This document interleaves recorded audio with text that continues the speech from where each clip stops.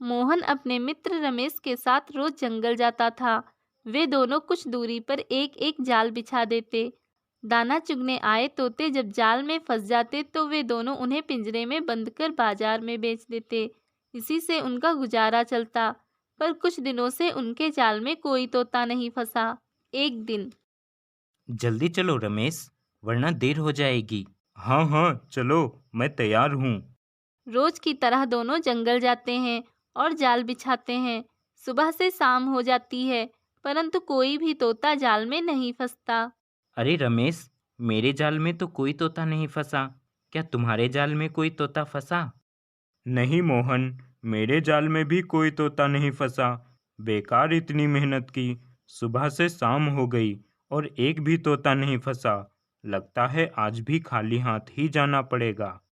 ऐसा मत सोचो रमेश, मिलना ना मिलना ये तो लगा ही रहता है, पर हमें अपना काम निरंतर करते रहना चाहिए। चलो अब हम घर चलते हैं, कल फिर आएंगे। दोनों घर आ जाते हैं और अगले दिन फिर जंगल जाने के लिए मोहन रमेश के घर के बाहर उसे आवाज लगाता है। रमेश, रमेश, कहाँ हो? जल्दी चलो, देर हो रही है। मोहन की आवाज सुनकर रमेश बाहर आता है। यार मोहन, आज मेरा मन नहीं है जाने का। कल इतनी मेहनत की और कुछ हाथ नहीं लगा। आज तुम चले जाओ। मोहन अकेला जंगल जाता है और जाल डालकर छिप जाता है। मोहन काफी देर तक इंतजार करता है, पर कोई तोता जाल में नहीं फंसता। मोहन निराश हो जाता है। लगता है आज भी खाली हाथ ही घर जाना होगा। क्या करूं? कुछ समझ नहीं आ रहा। घर में बीवी बच्चे 2 दिनों से भूखे हैं। हे ईश्वर, अब आप ही मेरा सहारा हो। मेरी मदद करो। तभी मोहन देखता है एक बहुत ही सुंदर तोता उड़ते हुए आता है और दाना चुगते हुए जाल में फंस जाता है। मोहन झट से आता है और तोते को पिंजरे में बंद कर लेता है। इतनी मेहनत के बाद आज एक तोता फंसा है। आज मेरे बीवी बच्चों को भूखा नहीं रहना पड़ेगा। धन्यवाद भगवान, आपने मेरी सुन ली। तभी तोता बोलता है, मुझे छोड़ दो, मुझे छोड़ दो, मुझे मत पकड़ो। तोते को बोलता देख मोहन आश्चर्यचकित रह जाता है। अरे, ये तोता तो बोलता है। लगता है ये किसी का रट्टू तोता है, जिसने इसे बोलना सिखाया होगा। ये तो और भी अच्छी बात है। इसके तो और भी अच्छे दाम मिलेंगे। आज तो मजा ही आ गया। मैं रट्टू तोता नहीं हूँ। मोहन, मुझे छोड़ दो, मुझे मत पकड़ो। तोता की बात सुन मोहन फिर आश्चर्यचकित रह जाता है। अरे, तुम मेरा नाम कैसे जानते हो? मोहन, मैं एक जादुई तोता हूँ। अगर तुम मुझे छोड़ दोगे तो तुम जो मांगोगे मैं वो तुम्हें दे दूंगा। मोहन उस जादुई तोते को छोड़ देता है। पिंजरे से आजाद होकर तोता मोहन से कहता है, धन्यवाद मोहन, तुम बहुत अच्छे इंसान हो। तुमने मुझे आजाद कर दिया। मुझे बताओ, तुम्हें क्या चाहिए? जादुई तोता, मुझे माफ कर दो। मुझे नहीं पता था कि तुम जादुई हो, वरना मैं तुम्हें पिंजरे में कैद नहीं करता। अब तुम आजाद हो। मुझे तुमसे कुछ नहीं चाहिए। मोहन की बात से तोता बहुत खुश होता है और मोहन से कहता है, मोहन, तुम सच में बहुत अच्छे इंसान हो। मैं तुम्हारी बातों से बहुत खुश हुआ, इसलिए मैं तुम्हें जादुई सोने का पिंजरा दे रहा हूँ। जादुई सोने का पिंजरा?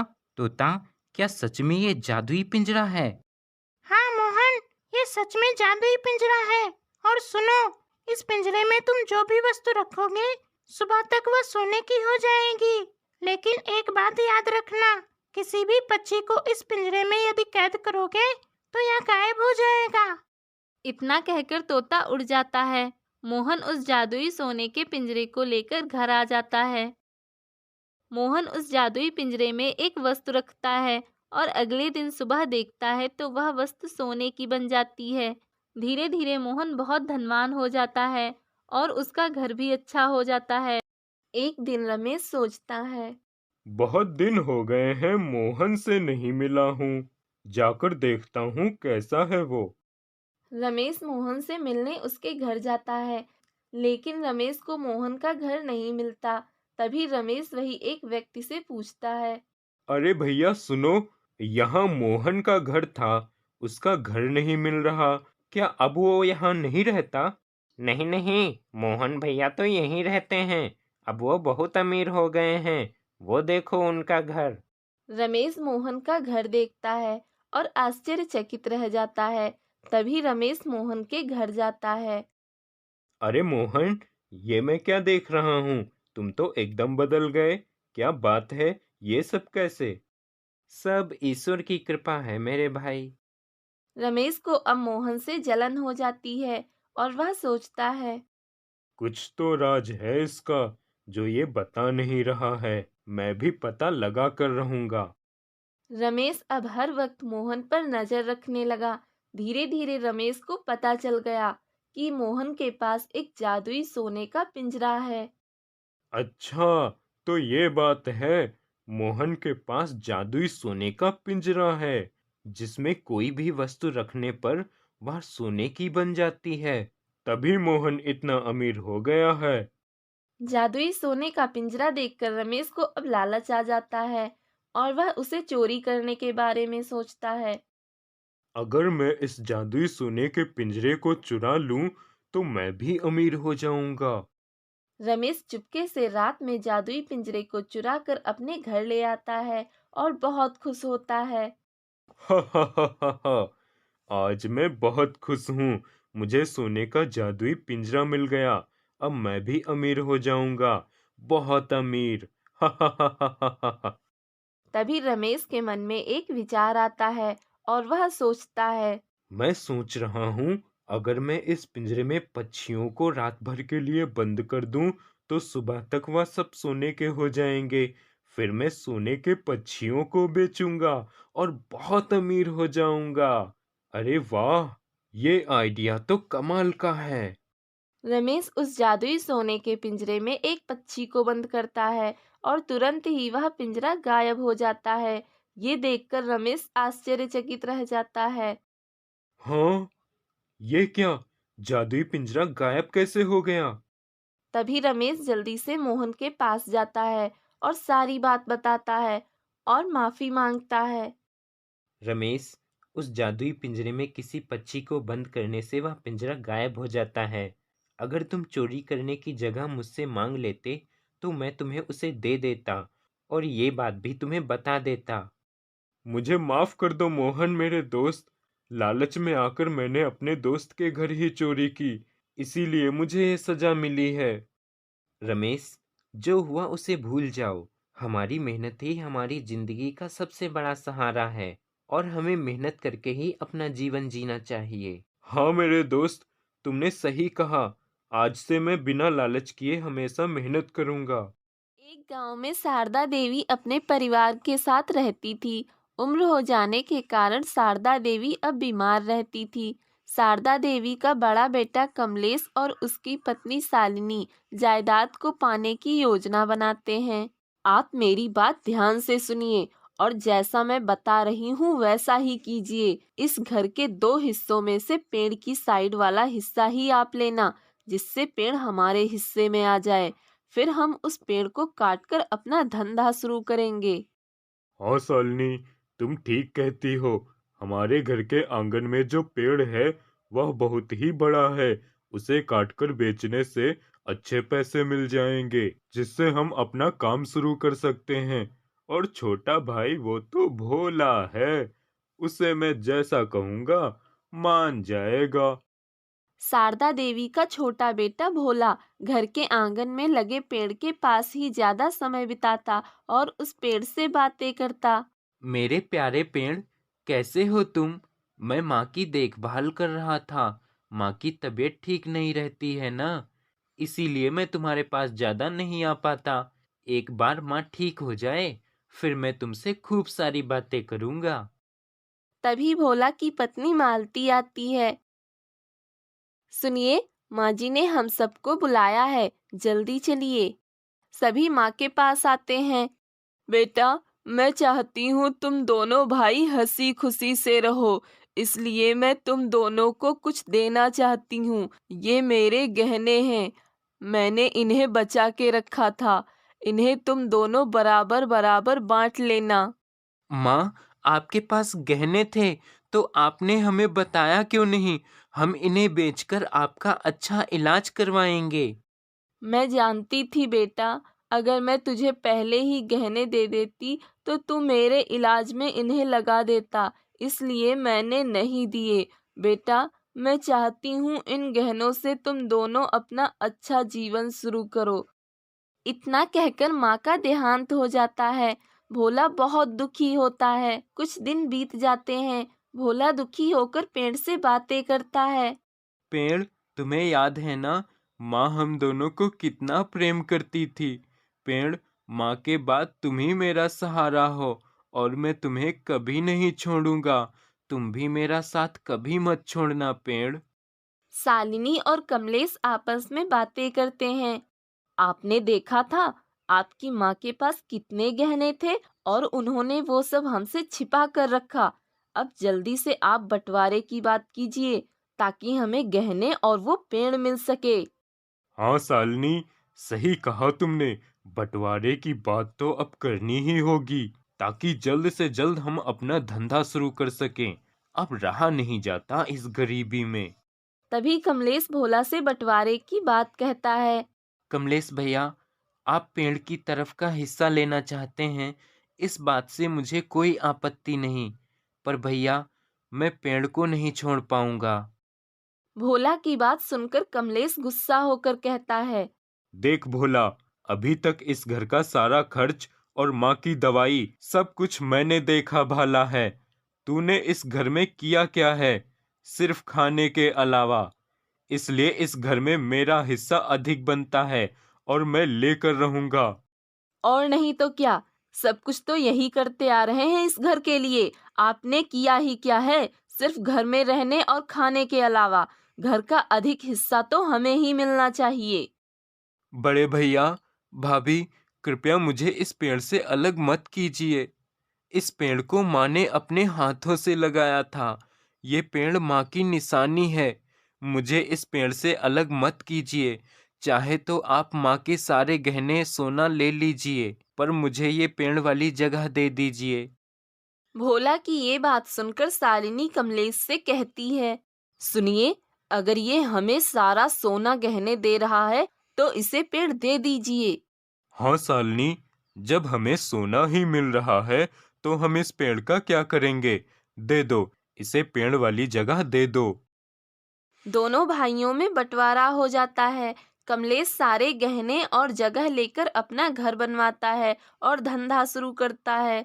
वही भोला पेड़ वाली जगह लेकर एक झोपड़ी बनाकर रहने लगता है। पेड़, तुम बिल्कुल परेशान मत हो। मैं तुम्हें अपने से अलग कभी नहीं होने दूंगा। तभी मालती आती है। आपने अच्छा किया इस पेड़ को अपने पास रखकर, पर अब हम बड़े भैया से अलग हो गए हैं तो हमें अपना घर खुद चलाना होगा। पर हमारे पास तो कोई काम ही नहीं है, हम क्या करेंगे। मालती, तुम परेशान ना हो, मैं जाकर काम ढूंढता हूँ। पेड़, मैं काम ढूंढने जा रहा हूँ। अब हमें अपना घर चलाने के लिए काम तो करना ही होगा। पेड़, तुम परेशान मत होना। काम से आने के बाद मैं तुमसे रोज ढेर सारी बातें करूँगा। आपका नाम ही नहीं भोला है, आप तो सच में भोला हो। आप इस पेड़ से ऐसे बातें करते हो जैसे ये पेड़ सच में आपकी सारी बातें सुनता हो। हाँ मालती, ये सच है और मुझे विश्वास है ये पेड़ हमारी सारी बातें सुनता है और समझता है। अच्छा ठीक है, अब मैं काम ढूंढने जाता हूँ। भोला काम ढूंढने जाता है। वह कई जगह काम देखता है पर उसे कोई काम नहीं मिलता।